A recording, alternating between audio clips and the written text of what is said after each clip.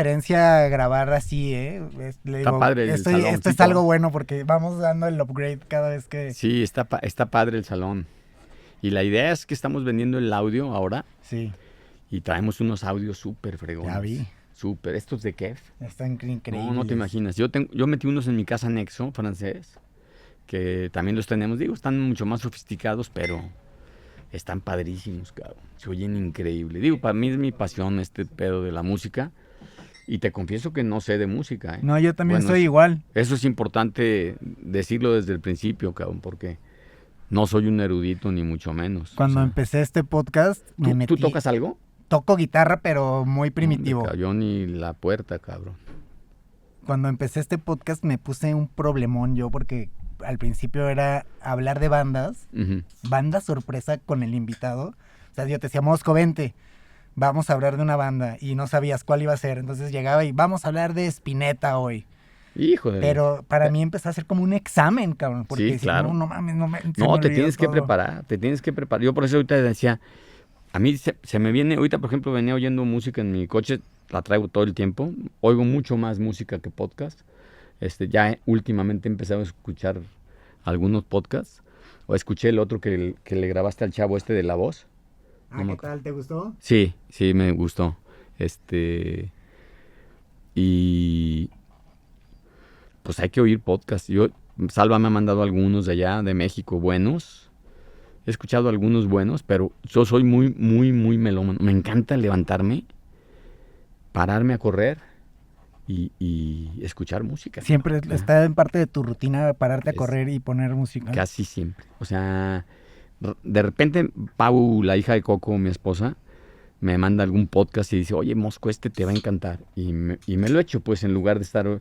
Pero cuando voy corriendo, prefiero oír música. O sea, los podcasts más me los echo en el coche. Sí. Cuando voy corriendo necesito como otro tipo de inspiración. Sí, ¿y pones la misma música? O sea, ¿repites o estás No, explorando siempre? Me encanta explorar.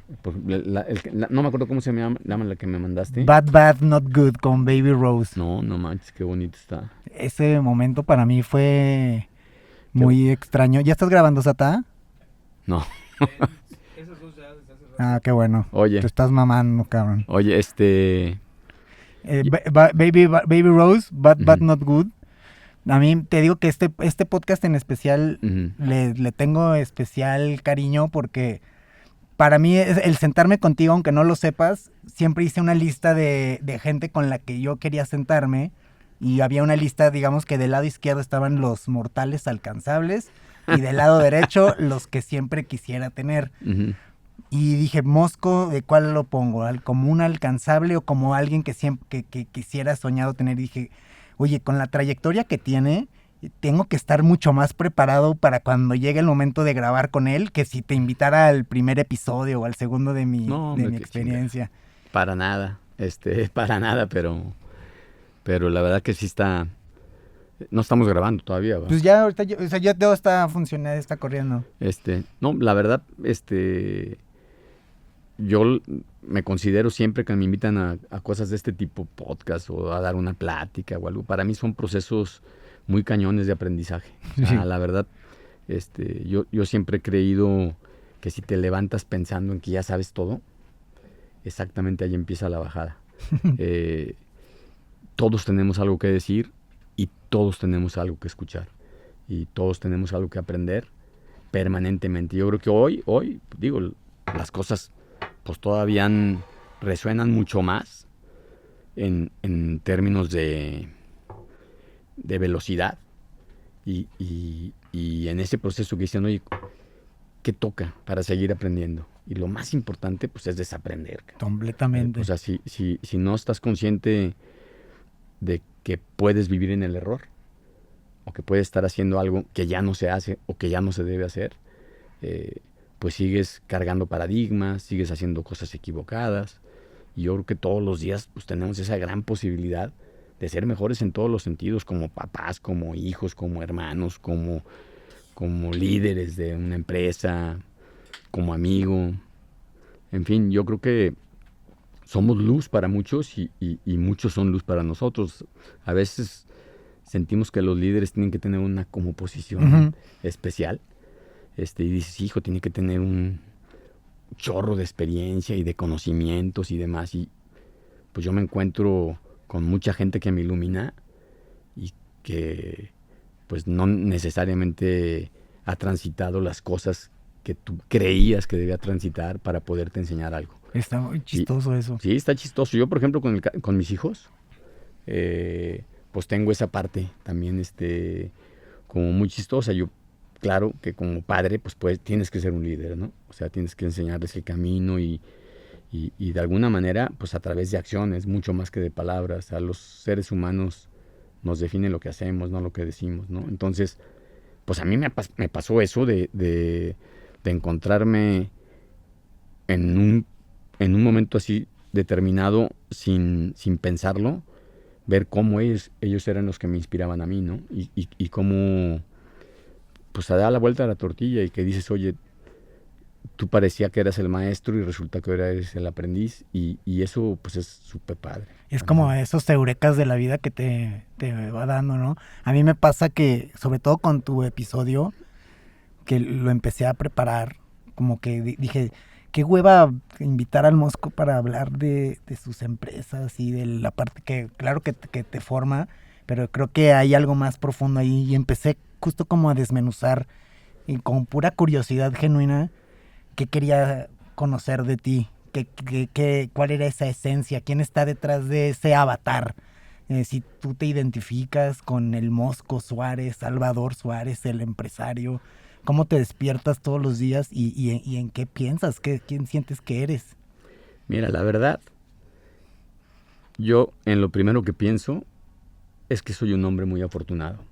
He tenido una vida llena de cosas buenas desde mi infancia, o sea, los padres que tuve fueron maravillosos, muy distintos los dos, pero siempre muy cercanos, siempre iluminándonos de diferente manera, porque eran muy diferentes, al grado de que terminaron inclusive separándose, pero desde muy chicos nos enseñaron a toda la familia a disfrutar compartiendo y de una manera pues orgánica hemos sido más compartidos que competidores. Entonces pareciera que hoy todo el mundo te dice que la felicidad y el éxito se consiguen a través de la capacidad que tengas de competir, ¿no? Y así te lo ven en las universidades, en los negocios, pareciera que, y hoy con el deporte, que digo, ahorita lo es, pareciera que ganar es lo único, y la verdad, vivimos engañados, y creo que eso genera mucha frustración. Cuando piensas que tienes que ganar para ser feliz, o que el éxito tiene que ver con eso, con la capacidad que tienes de competir, creo que pierdes una gran oportunidad de disfrutar la vida plenamente a través del compartir, sí. Es lo más importante. Hay como ciertos hitos que nos marcan en la sociedad, como tienes que alcanzar desde estudiar la carrera, encontrar el trabajo, emprender, etcétera, y de lejos pareciera que las personas alcanzan este éxito, y sí, finalmente si lo pones como en estos puntos a alcanzar, sí hay gente que alcanza estos éxitos, pero luego este mismo éxito de las personas lo romantizamos, como ya tienen todo, estos cabrones de qué han de sufrir, de qué sufres si ya tienes estas cosas, qué le regalo a alguien que tiene todo lo material, todas estas cosas que empezamos a ponernos en nuestra mente. ¿Tú qué te duele a ti? ¿Qué ha sido estos momentos de transformación que te han sucedido? Bueno, déjame decirte que coincido contigo completamente en eso de que cuando ves a algunas personas que pareciera que tienen todo, un éxito así como total, y luego te das cuenta, pues a través de las historias reales, de las películas que se generan a través de gente como Elvis Presley, o como Elton John, o como Freddie Mercury, o como muchos de ellos, como el cantante de Beach Boys, Brian Wilson, sí. que tuvieron vidas tremendamente duras, o sea, de mucho sufrimiento. No digo que no hayan tenido éxito, y no creo tampoco que tenga algo de malo tener éxito. No, claro. El éxito hay que perseguirlo. El tema es cómo lo conceptualizas. Yo creo que el éxito tiene que ver con la capacidad de felicidad que logras tener, ¿no? Entonces, yo creo que al final de tu vida, cuando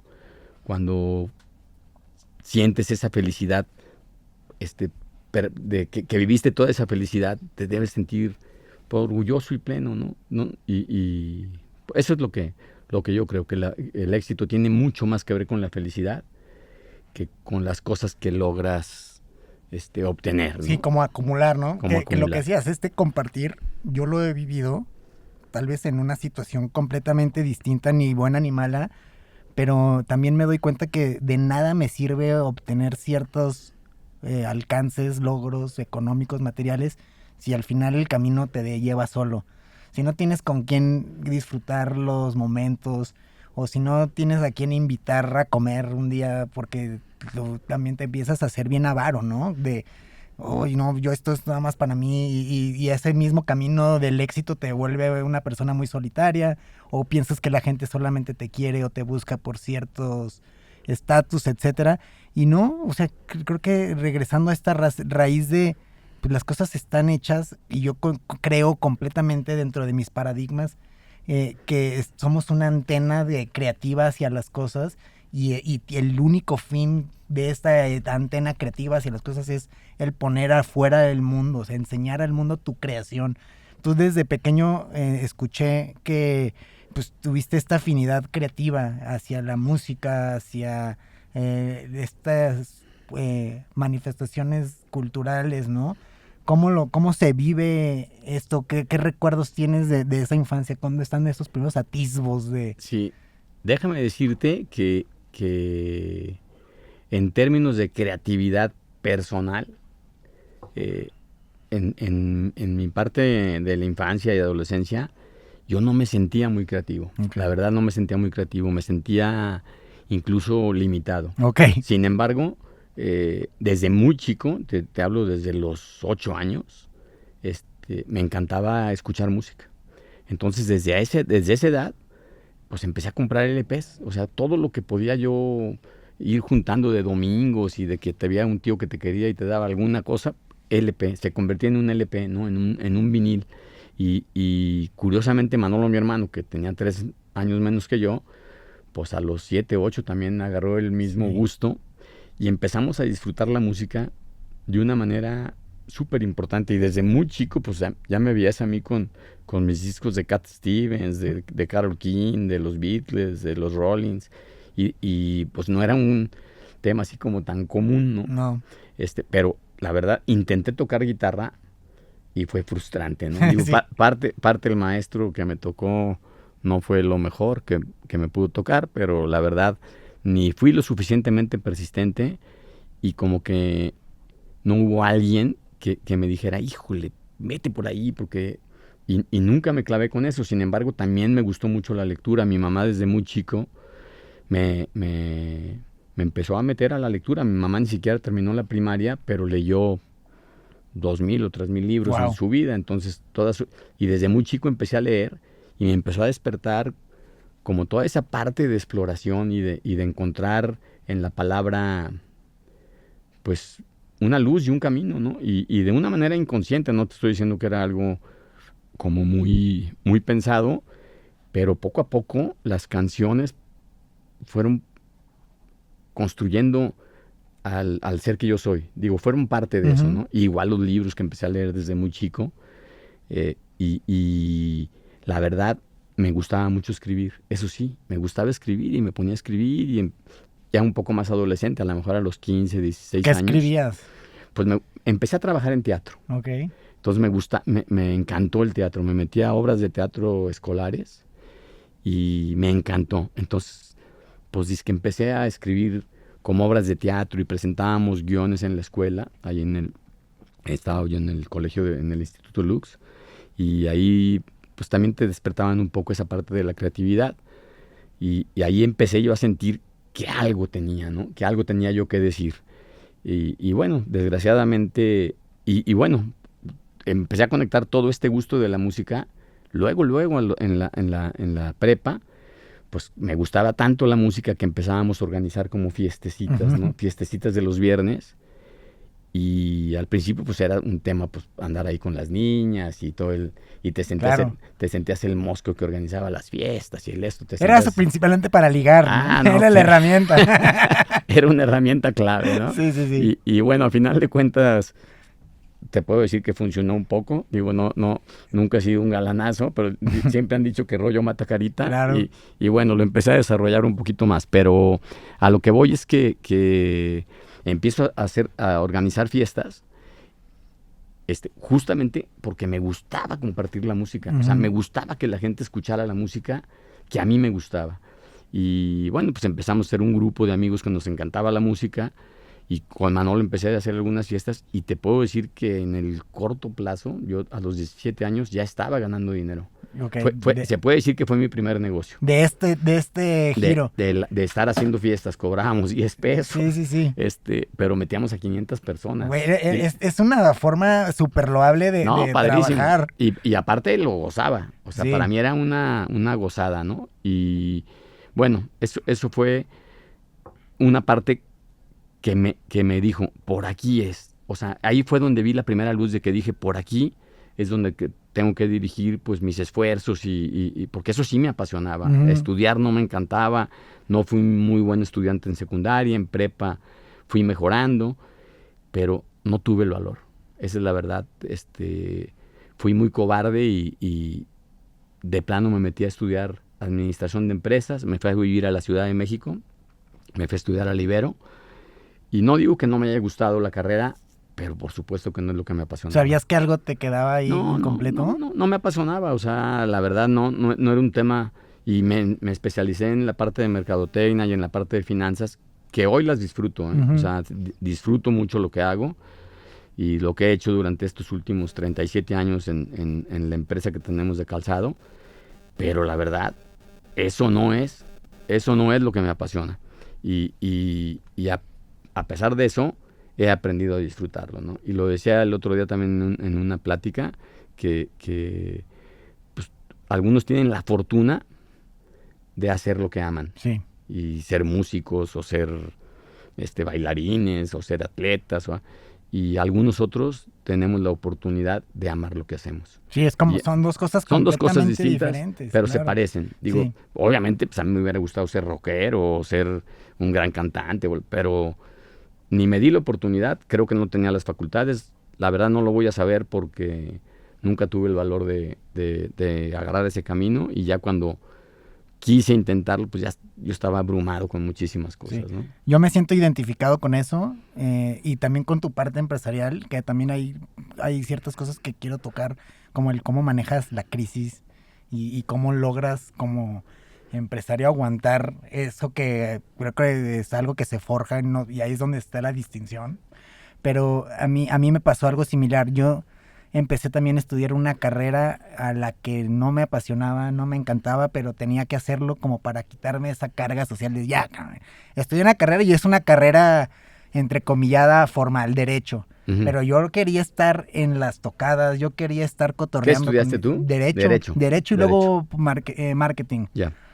Y empecé también a hacer shows, empecé a hacer conciertos, empecé a encontrar esta parte de mí, pero no fue hasta que me di todos los madrazos. O sea, dije, como ya no tenía hacia dónde ir, empecé otra vez a recordar quién era, qué es lo que tenía que hacer. Un amigo mío, Gerber, de Los Románticos, saludos, él siempre me decía, ¿qué estás haciendo, cabrón? Estás desperdiciando, ve todo lo que tenemos aquí y tú metido ahí en una oficina trabajando y sufriendo.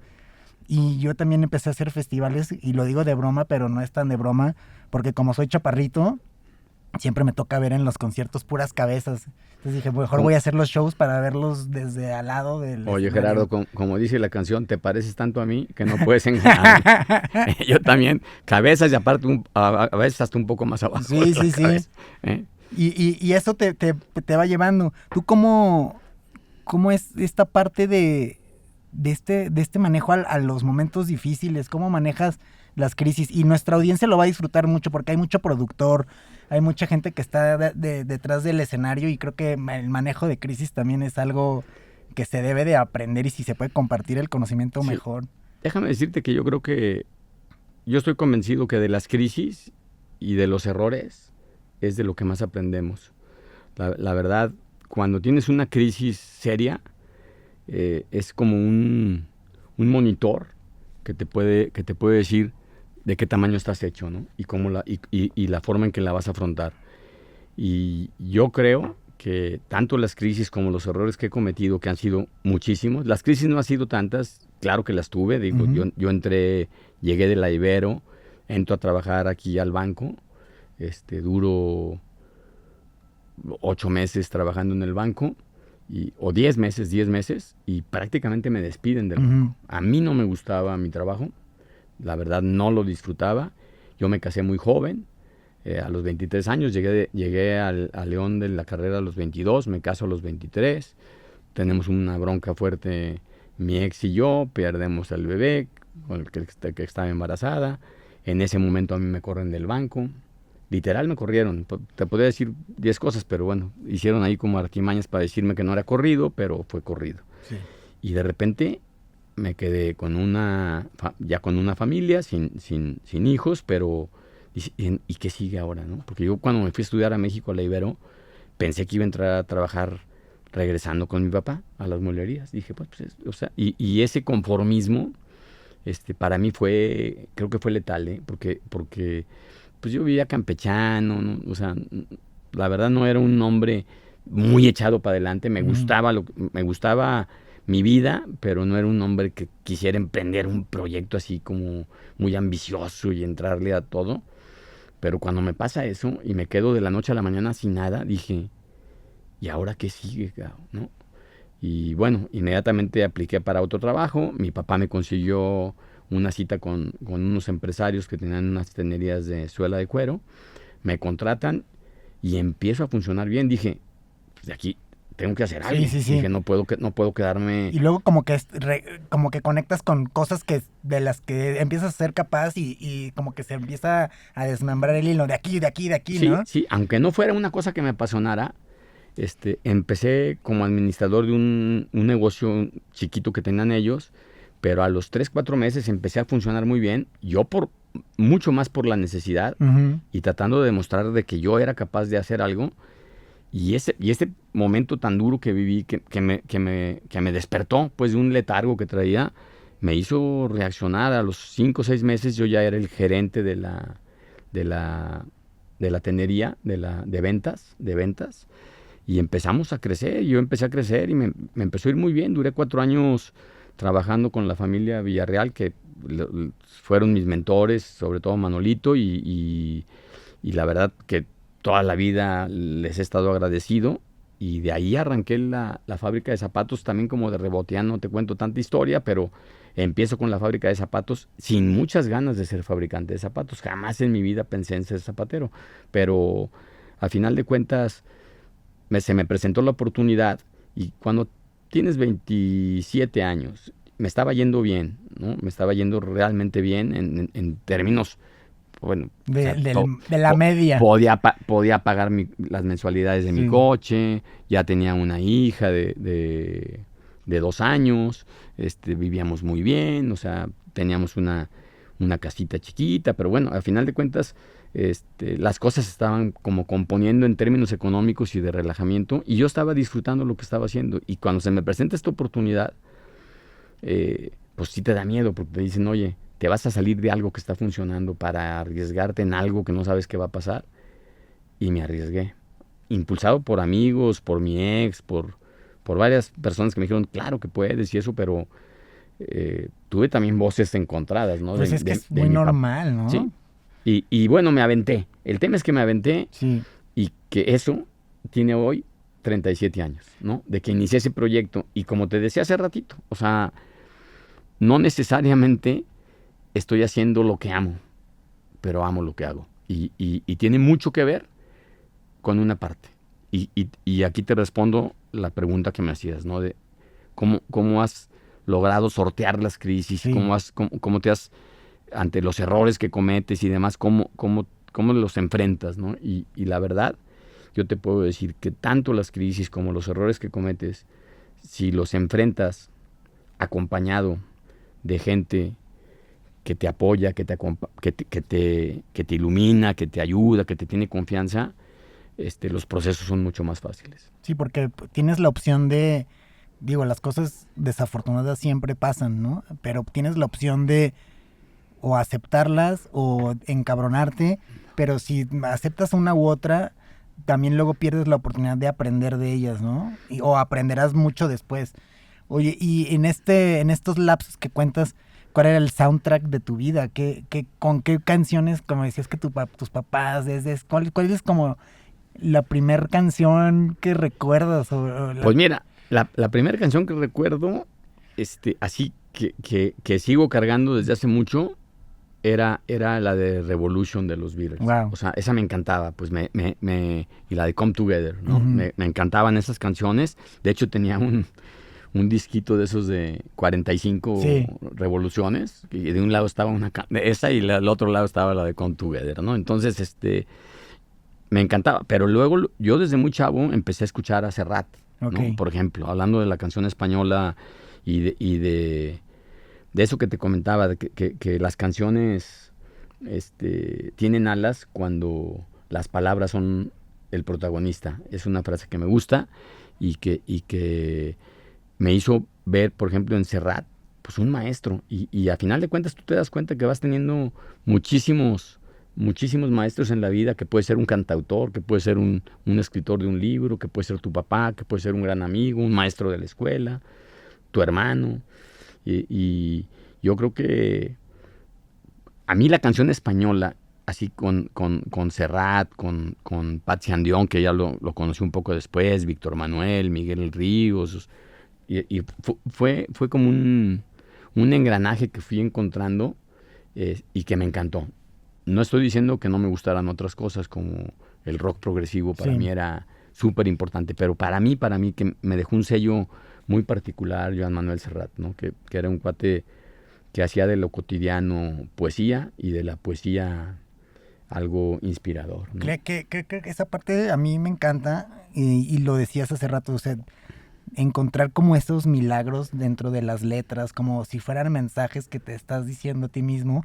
A mí me pasó mientras preparaba este podcast y regresando a esta canción de Bad Bad Not Good con Baby Rose, dije que una rola y luego no había leído la letra y me puse a leer la letra y mientras la leía y cantaba empecé a llorar. Y lo único que me dejé sentir es, cabrón, todo está puesto, todo está listo para que tú puedas meter el gol y no te tienes que preocupar si vas a hacer el podcast con el Mosco. Finalmente saldrá el podcast y empiezas si eres honesto, si te dejas ser vulnerable, ahí empieza como la magia, ¿no? Antier, hablando de crisis, se me fue la luz y mi esposa no está en casa y me dejó a los 2 niños. Llegué a las 8 de la noche y nada, cabrón. Entonces los dormí ahí como pude y no tenía batería en el coche, en el celular, y me fui al coche a conectarlo y me quedé haciéndome un baguette especial mientras... Bueno, encontraste la solución. Encontré la solución y estaba escuchando un podcast que hiciste la semana pasada, salió la semana pasada con Jacielito. Sí. Y mientras estabas hablando, mencionaste unas canciones que recomendabas, de las cuales yo no soy nada fan. Es más, sabía que existían, pero nunca los había consumido. Estamos hablando de Peter Gabriel. Pero puse la música y otra vez me dejé conectar. Volví a ese sentimiento. Dije, este episodio con el Mosco va a ser algo, cabrón, porque cada vez que retorno me está dejando como un mensaje ahí, como si me lo mandara de ciencia ficción y mensajes en el futuro que estás recibiendo. Y te iba a preguntar justo eso, como ¿cómo encuentras la paz? Y mientras escuchaba esa música también me di cuenta, creo, cómo descubres tú la paz. ¿Cómo encuentras tú la paz en toda esta vida caótica, digamos, de emprender, de tener que pagar deudas, nóminas, inversiones, familia? ¿Dónde está la paz? Bueno, la pregunta es buena, ¿eh? La pregunta es muy buena. Yo creo que soy un hombre que en términos generales estoy en paz conmigo mismo. Yo creo que la paz, lo primero que tienes que buscarla es adentro de ti, ¿no? La paz interior que siempre nos hablan y que no es fácil siempre tenerla. Todos tenemos momentos difíciles de preocupaciones, pero hay mucha gente que vive preocupada. Y es absolutamente normal preocuparnos por lo que nos pasa, porque no tenemos para pagar la colegiatura, porque no tenemos para pagar la nómina. Pero es mucho más importante romper el ¿no? Y ocuparnos. O sea, cuando vives en la preocupación, estás en la angustia. O sea, la angustia te atrapa. Y cuando te ocupas, de una forma u otra, buscando soluciones conjuntas, alianzas, es como vas logrando avanzar. Para mí, un camino de los más importantes que me han permitido haber construido lo que he construido, pues ha sido a través de alianzas, ¿no? Me alié con Manolo, mi hermano, desde hace 35 años. Seguimos siendo socios hoy. Compartimos completamente el proyecto. Tenemos tareas muy distintas. Nos respetamos profundamente. Él se encarga mucho más de la parte de diseño, desarrollo, producción, y yo me clavo mucho más en la parte administrativa, financiera, comercial. Y de hecho, te puedo decir ahorita que en este momento, inclusive ni Manolo ni yo estamos asumiendo tanta responsabilidad, estamos tratando de empoderar al equipo. Y yo creo que una de las maneras más importantes para encontrar la paz es no jugar al pípila, que quieres cargar toda la piedra. Cuando tienes a alguien, una pareja, pues juntos sabes que van a salir adelante. Cuando tienes un grupo de trabajo en el que te estás apoyando, oye, pues tienes que creer en ellos y saber que cada quien va a cargar una porción de esa piedra y que juntos vas a salir adelante. Pero sin duda tienes que hacer cosas, ¿no? O sea, y acompañado también. Acompañado, tienes que prepararte, tienes que reinventarte todos los días, saber que todos los días puedes hacer las cosas de una mejor manera.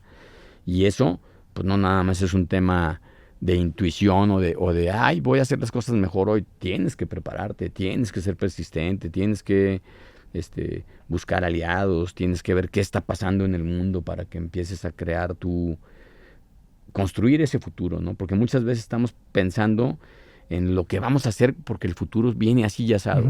Y no hay que ver cómo enfrentamos el futuro, sino cómo construimos el futuro nosotros mismos, ¿no? Sí, es como un presente continuo. Así es. Que se escucha bien fácil, pero creo que se requiere como mucha práctica y experiencia el poder como valorar estos momentos. Tú decías que te despertabas diciendo lo agradecido que eras y suertudo.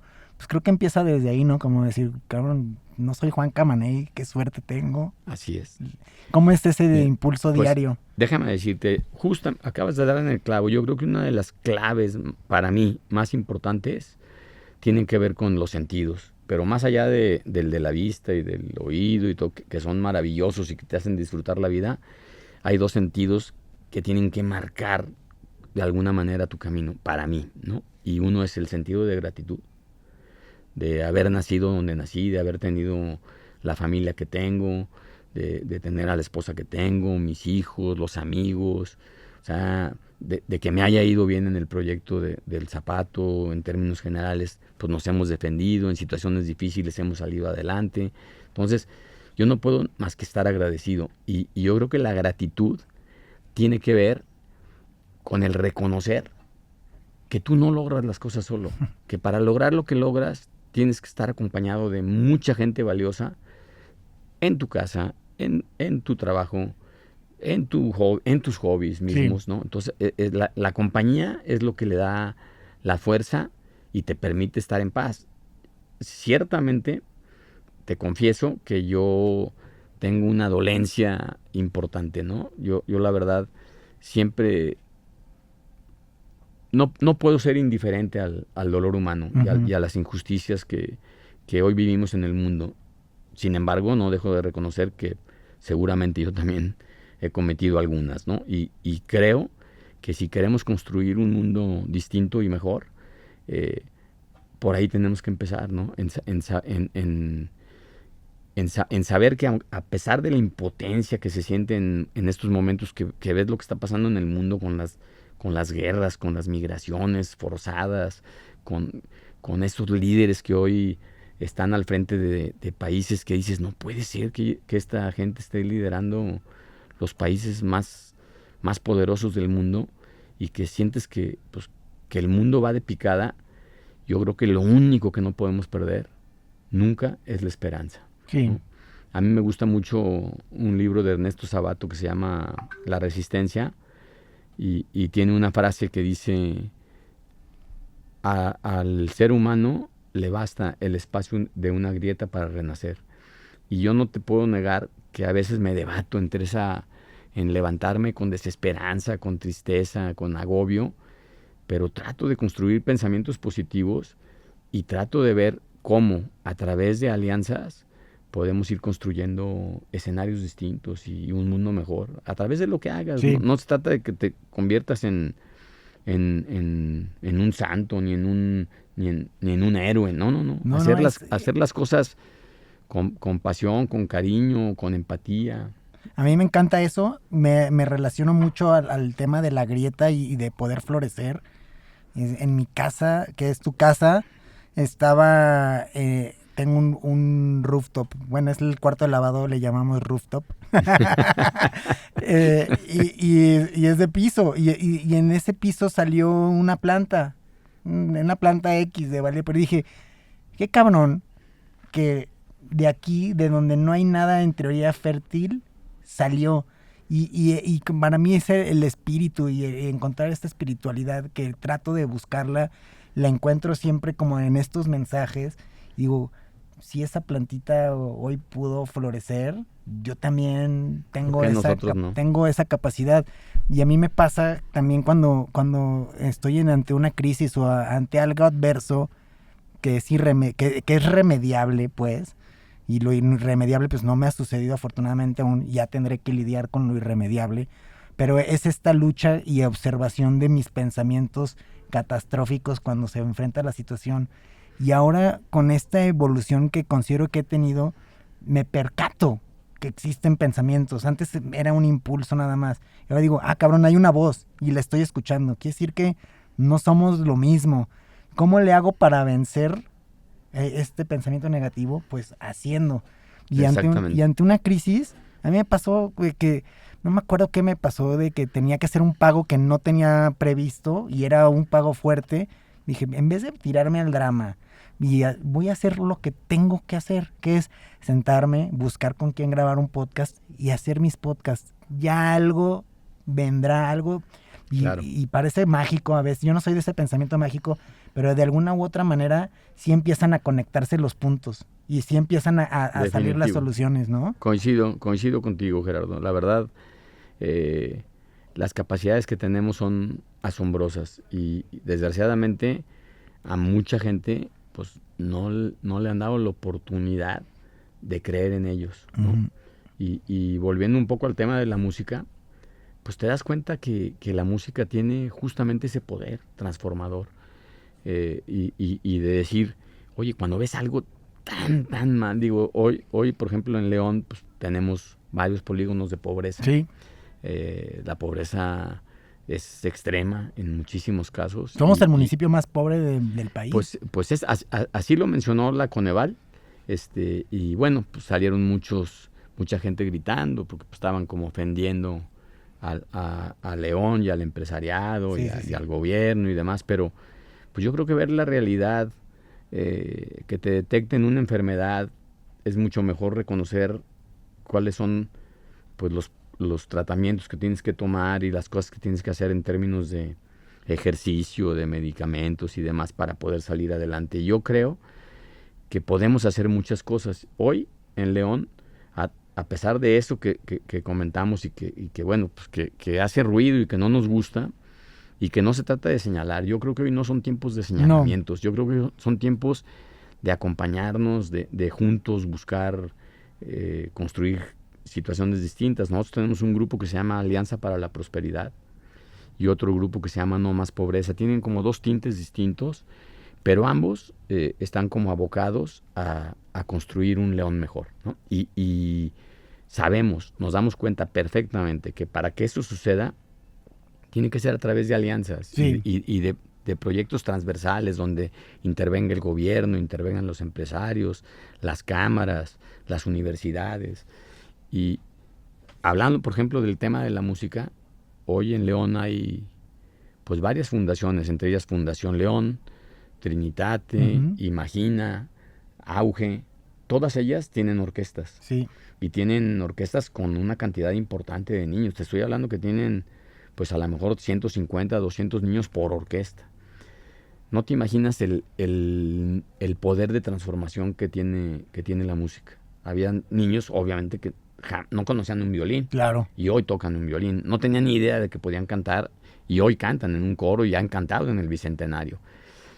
Imagínate el autoestima que les devuelves a esos niños que pues nunca pensaron que eso podía suceder. Oye, y ¿no? aparte como si tuvieran que estar condenados, ¿no? A veces Pues, el enfrentar la pobreza es como, pues que le echen ganas los pobres. No, cabrón, es una enfermedad crónica. es un tema estructural. Mucha Sí. gente piensa que los pobres son pobres porque Sí, quieren. sí, sí. Y es un tema, digo, a mí en lo personal me parece estúpido, pero también habrá que respetar las visiones de otras personas, pero a lo que voy es que estos proyectos pareciera que dice, oye, pues estás echando adelante o dándole la oportunidad a esos niños, niñas, adolescentes a encontrar un futuro distinto al que jamás pudieran haber tenido.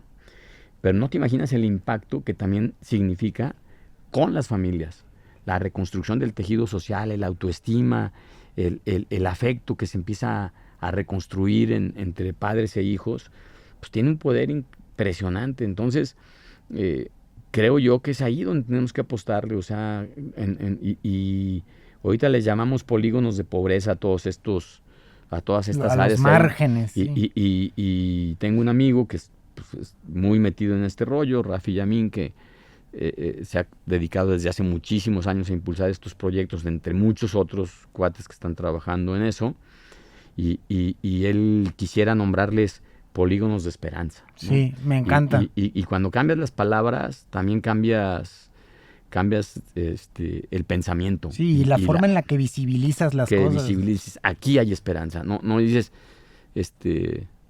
cambia, y creo que es parte de ese dinamismo que tenemos que encontrar en la reinvención de cómo comunicarnos, de cómo manejar el lenguaje y de cómo a través de la música podemos pues devolver la esperanza a tanta gente, ¿no? Me encanta.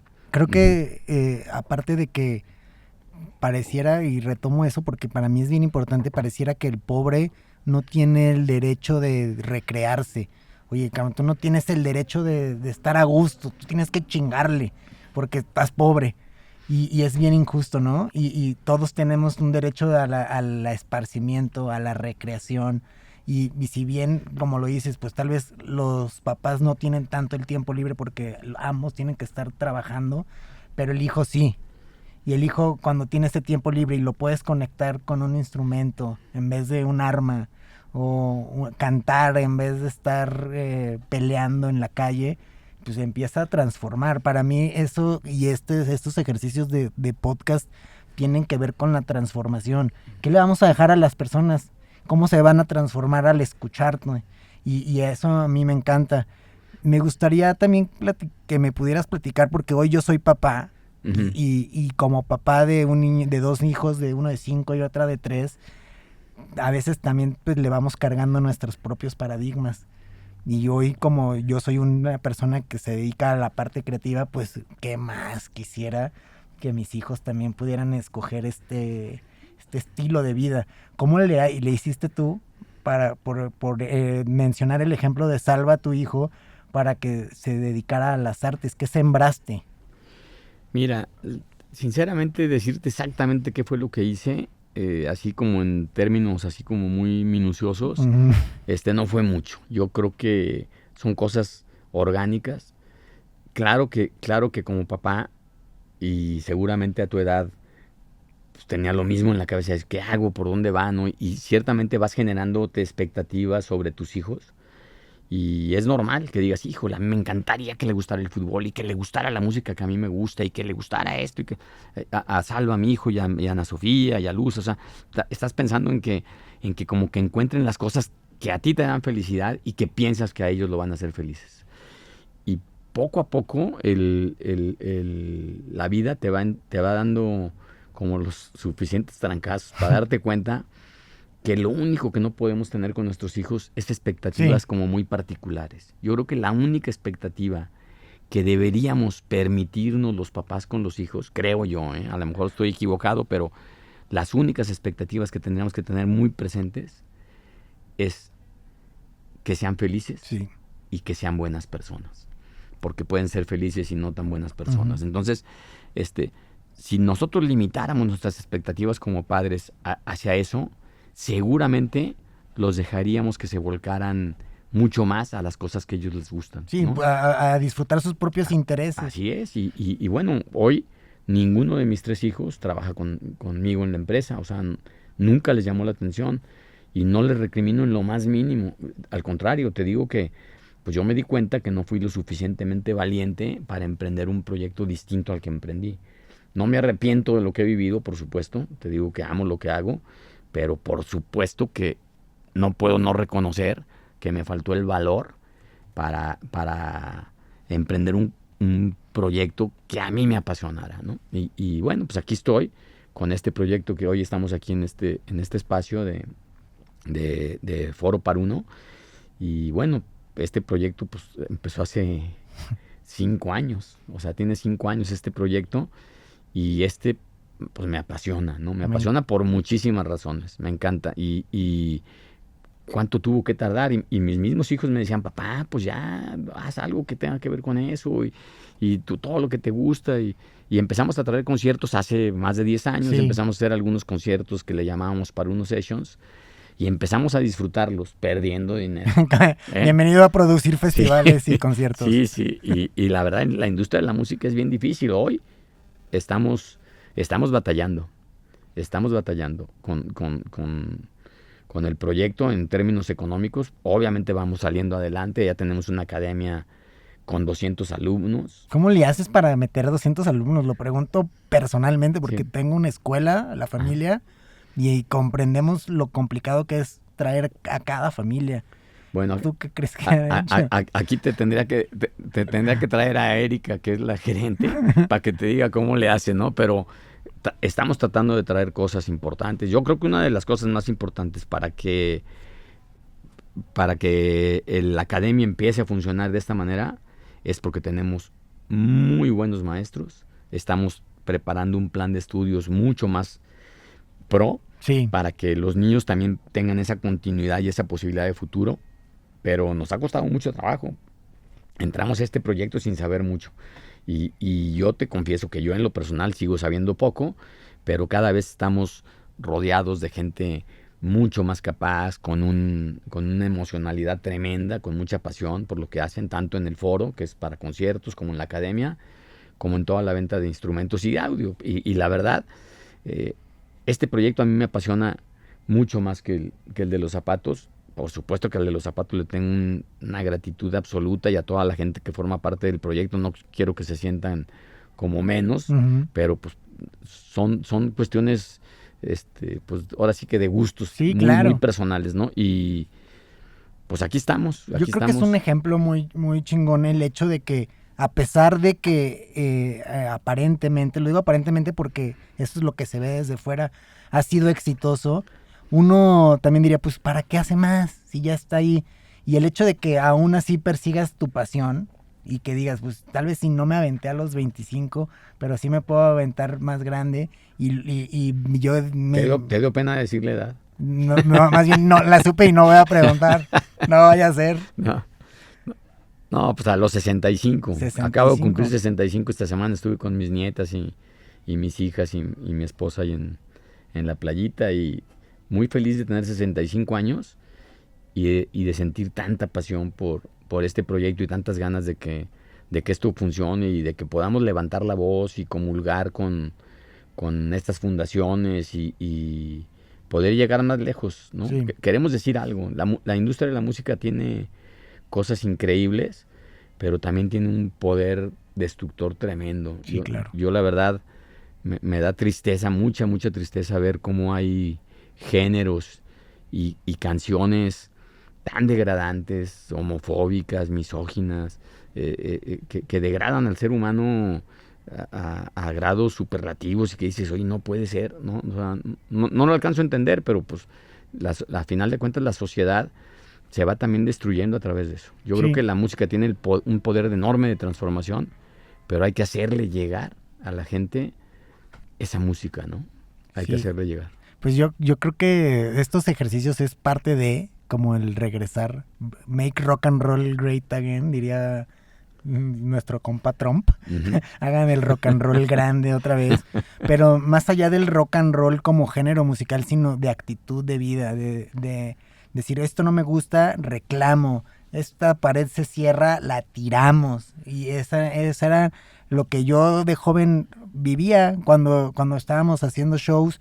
Pues no nos dejaba y nos caía fiscalización, pues nos llevamos el show al departamento de nuestro amigo que nos lo prestó y ahí nos íbamos todos los punks y nos poníamos a rockear. Y nunca en ese sentido fue un limitante el que nos dijeran que no, al revés, era gasolina pura. Claro. Nos dijeron, por aquí no. No, pues vas a ver cómo sí. A mí lo que más me gusta hoy de estas transiciones musicales es que te platicaba hace rato que leí un libro que se llama The Rest is Noise, el ruido de fondo, uh-huh. Y habla de cómo siempre en la música, sobre todo, y en las artes, siempre hay algo disonante. Y cuando eso es disonante para las generaciones previas, quiere decir que trae un mensaje poderoso también. No sabemos si sea un mensaje poderoso positivo o negativo, pero son particularidades del arte, el que una generación previa no lo alcance de reconocer y luego los siguientes se quieren subir al barco aunque no lo alcanzan tampoco de comprender. Sí. Entonces, parte del arte y la música es esto, es llevarla como vehículo y pues a veces si no nos gusta y no nos encanta, pero pues está generando una emoción, aunque sea de repele. Uh-huh. Y eso para mí se me hace importante, pensando, no sé, en el corrido tumbado, que hoy es lo que está de moda y que hace mucha alusión a la narcocultura, etcétera. Yo, jugando a favor de eso, digo, pues es que es la música que se está sonando en La Bestia, en las comunidades. Imagínate ir cargando ese mensaje con una historia detrás y que esa pueda ser tu soundtrack, pues debe tener un impacto fortísimo, ¿no? Para, uh-huh. Pues sí, pues tal vez no nos gusta su ritmo ni su letra, pero me acompañó... Sí, cruzando el país. Fíjate que tienes razón que los seres humanos tenemos que colgarnos de algo, sin duda, tenemos que colgarnos de algo y allegarnos a algo. Y ciertamente, pues los narcos algo tendrán en sus comunidades y en sus para sentirse parte de algo. Yo obviamente nunca lo voy a aplaudir ni promover. Y sí creo yo que tenemos... ¿Qué? ¿Puedes decirme? Nos van a decir. Sí. Oye, no, yo... decías del... Sí, no, te digo, yo creo que es justo el reto que tenemos hoy, dignificar la música y llevar un mensaje mucho más de esperanza, uh-huh. Y que se sientan parte de ese mensaje y que no tengan que colgarse de algo que deteriora a la humanidad. Como un falso incluyentismo, ¿no? Pues es que te sientes parte de algo que no es bueno. Sí. O sea, que no puede ser bueno. O sea, la muerte no puede ser buena. Independientemente de todo lo que haya detrás y todo lo que hayan vivido, creo que los caminos de esperanza tienen que ser por otro lado. Y yo por eso creo que la música, pues es un referente, y las artes en general, ¿no? Uh-huh. Pero se me hace que la música tiene una posibilidad mayor por el alcance que tiene, ¿no? Pues tiene muchas formas. El teatro es maravilloso, la literatura también, pero la música tiene una forma tiene como vehículos muy buenos para hacerle llegar a todo el mundo. Y yo, pues me remito un poco, pues al folk de Dylan, por ejemplo, ¿no? Uh-huh. Al que empezaron a salir esas letras en contra, pues, de la guerra de Vietnam y de todo eso, y que te vas dando cuenta que el rock ha sido como una columna vertebral en el tema de la música, acompañado con otros géneros, con el blues, con el jazz, con esto, con lo otro, pero el rock siempre ha sido como un detonador para decir, esto no me gusta, ¿no? Y se quejan contra los gobiernos, contra la guerra, contra la injusticia, a favor de la libertad, de la esperanza.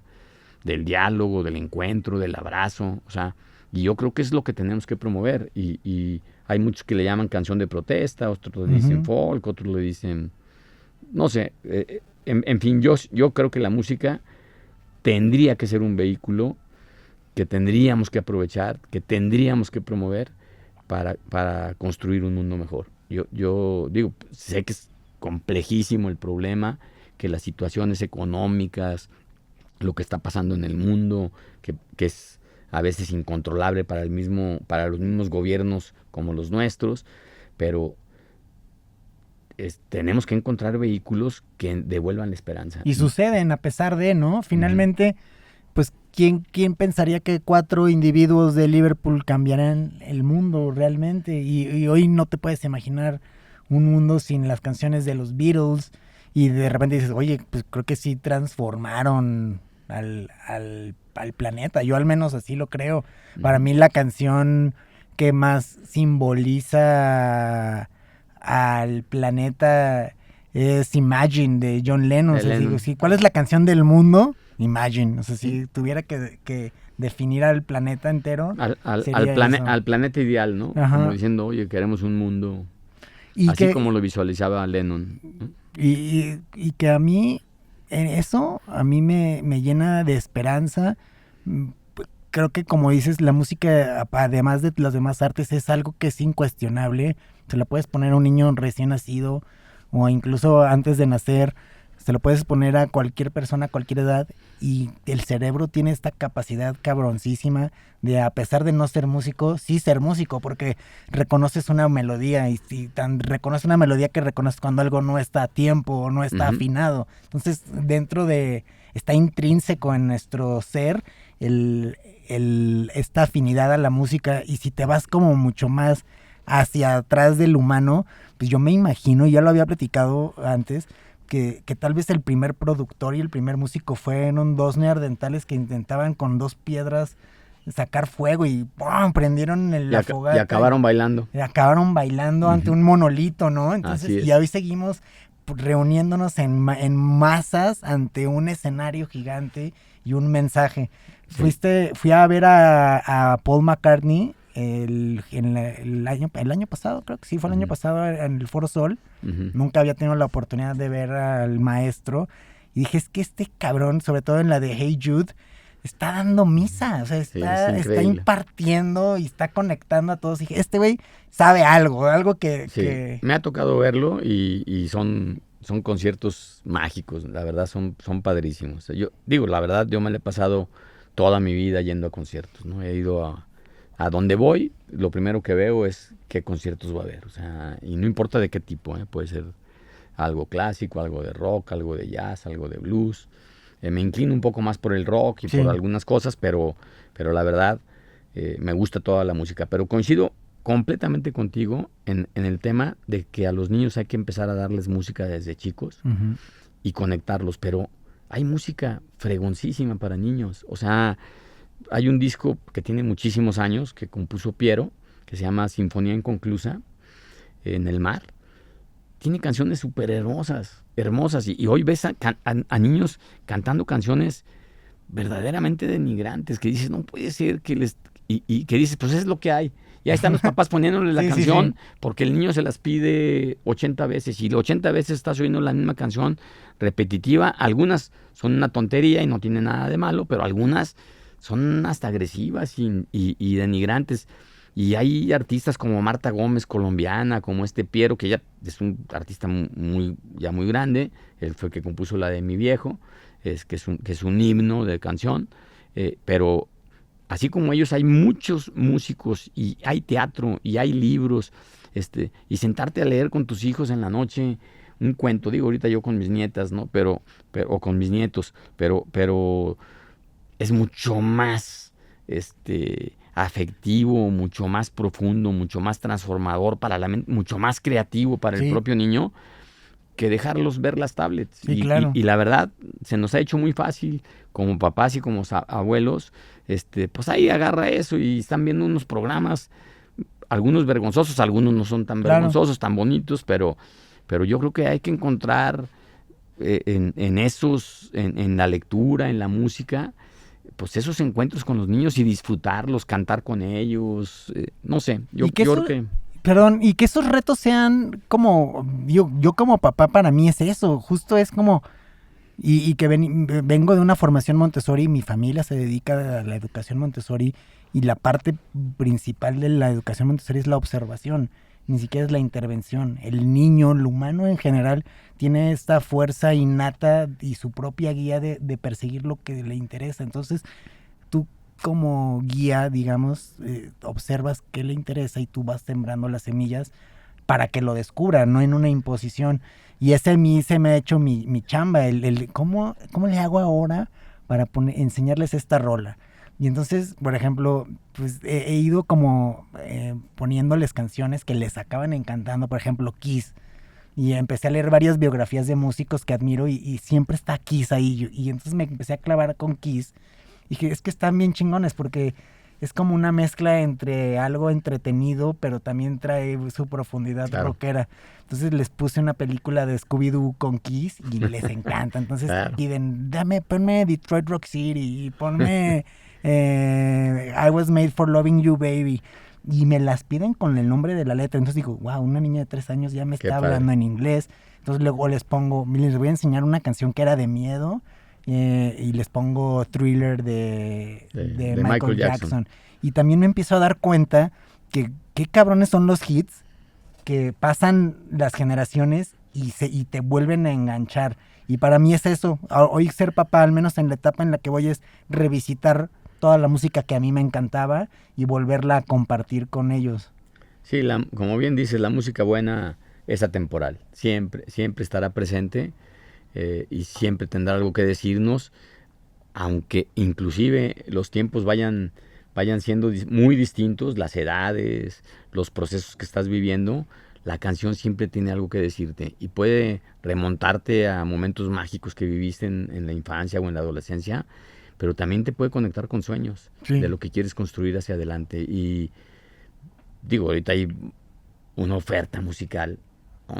Estamos viviendo en la época dorada de, al menos, no sé si como negocio, pero como consumidores, es una época dorada. Sí, de hecho, es tan grande la oferta que te confundes, ¿no? Uh-huh. Yo sí he seguido explorando toda mi vida, o sea, trato de conectar y oigo a un músico como Ludovico Einaudi, que es un pianista minimalista y que hace algo operístico y demás, y luego te encuentras con Max Richter, que hace cosas increíbles, con videos increíbles. Entonces, y vas, y así vas como conectándote de uno a otro y dices, oye, ¿quién fue el que produjo este video? ¿Quién fue el que tocaba el piano acá? Y te vas conectando con otros grupos y con otros músicos y te das cuenta pues que va a ser imposible alcanzar nada, ¿no? O sea, de todo el capacidad de consumir de todo el universo de ofertas. Pero hay que tratar, digo, yo creo que el gran reto que yo en lo personal tengo con este proyecto, y creo que el equipo está muy convencido de ello, es pues rescatar valores, levantar la voz, atrevernos a cuestionar lo que no está bien, haga lo quien lo haya hecho, y pues a devolverle esperanza a través de estos centros musicales que hacen que pues que los seres humanos reencuentren el sentido a la vida. Me encanta y creo que por aquí podemos ir cerrando. Uh-huh. Y lo quiero conectar con todavía la anécdota de que sigo en el coche, escuchando, comiéndome ese baguette. Y te digo, me preguntaba cómo encontrar la paz. Y justo te digo que estaba muy conectado como con mi esencia y todo era como muy cosmológico. Y en eso empieza a sonar Heroes de Peter Gabriel. Y dije, ahí está la respuesta, cabrón. O sea, ser héroes. Creo que como me platicas, como he visto tu historia, lo que has contado, pues eres un héroe de estos modernos en los que no necesitas traer la capa o andar con el traje más caro, pero puedes ir poniendo de ti en los demás. Y eso creo que es lo más chingón, el conectar, el que desde tu apertura decir, órale Gerardo, vamos a grabar y hay que hacerlo sin tener que estar como, híjole, ¿qué le voy a decir al señor Mosco? ¿Le podré decir Mosco de entrada? Y no, al revés, creo que al menos esta vibra, esta energía que transmites es como de que tú también puedes alcanzarlo, no es algo exclusivo de ciertas personas, es de todos. Y yo que a mí soy súper ponqueto, pues eso es lo más chingón de ver una banda de punk, que la veas y digas, mames, yo también puedo tocar. Estos tocan horrible, yo puedo hacer igual que ese cabrón, ¿no? Sí, claro. Pero fíjate que ahorita que me dices que puedo ser yo como uno de esos héroes sin capa nuevos que hay, déjame decirte que es demasiado presuncioso para mí. Para mí es muy presuncioso. Yo creo mucho en los seres humanos comunes y corrientes. Claro, no me siento una mala persona, creo que tengo pues buenas intenciones y intento hacer cosas que le den plenitud a mi vida, pero yo coincido más con una canción que canta Serrat, que se llama Quien Corresponda, la compuso en el 81, y en una de las frases dice, no necesitamos más héroes ni más milagros, ¿no? Para desentar el local, o sea, como diciendo, necesitamos gente común y corriente, que se suba al escenario y que en lugar de estar en las butacas criticando, en la butaca del planeta criticando, que te subas al escenario y te pongas a hacer cosas. Por muy sencillas que sean, juntos podemos construir escenarios muy distintos y la verdad, yo creo que es lo que necesitamos.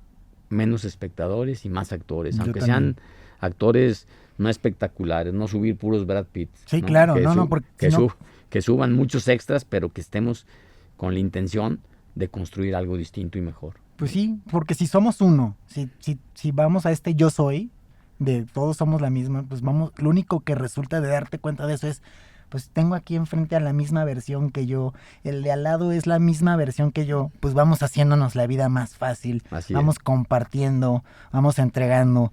Y pues creo que con esto podemos ir cerrando. Te agradezco muchísimo que nos hayas invitado al foro, que es un lugar mágico y este lugar nuevo está increíble. Y nada más le quiero dar un mensaje porque tengo que confesar que antes de que salieras en el podcast de Jacilito dije, híjole, ¿cómo investigo más del Mosco? Le hablé a mi amigo más metiche y chismoso que conozco en el mundo, no diré nombres. Dije, ¿qué sabes del Mosco Suárez? Y me dijo, no, pregúntale de cómo ve la crisis con los chinos y todo el dije, no, gracias, ahorita no tengo ganas de irme por ahí, ya me platicará. Qué bueno que no hablamos de eso. Exactamente. Pues te agradezco mucho, Mosco. No, al contrario, Gerardo, yo la verdad, como la semana antepasada, o no sé si 3 semanas que grabamos otro podcast, celebro que existan personas como tú, como tú y como tu equipo, que tengan esta iniciativa, ¿no? De subir a la mesa a gente, porque yo creo, como te decía hace rato, que todos tenemos algo que decir y todos tenemos algo que aprender. A mí me gusta mucho, pues, platicar sobre lo que he vivido. Creo que tengo muchas cosas que decir, pero muchas más que escuchar. Y eso es una de las cosas que tenemos que tener también bien presentes. Tenemos que ser más empáticos y eso nos obliga o nos invita a abrir los ojos, a abrir los oídos, a buscar el abrazo en lugar del trancazo, el beso en lugar del escupitajo, tal cual. La palabra en lugar del grito. Yo creo que y eso está en nosotros, eso no depende de nadie más que de nosotros. O sea, hay cosas que van a depender del de enfrente, pero levantarte con ese ánimo y con ese espíritu de hacer las cosas bien y de construir algo positivo, siempre va a estar en tu corazón y de tu lado, ¿no? Tú lo vas a decidir. Me encanta. Bueno, Mosco, pues muchas gracias a ti. Gracias, Gerardo. Gracias. Muchas gracias. Hasta luego. Adiós. Bye.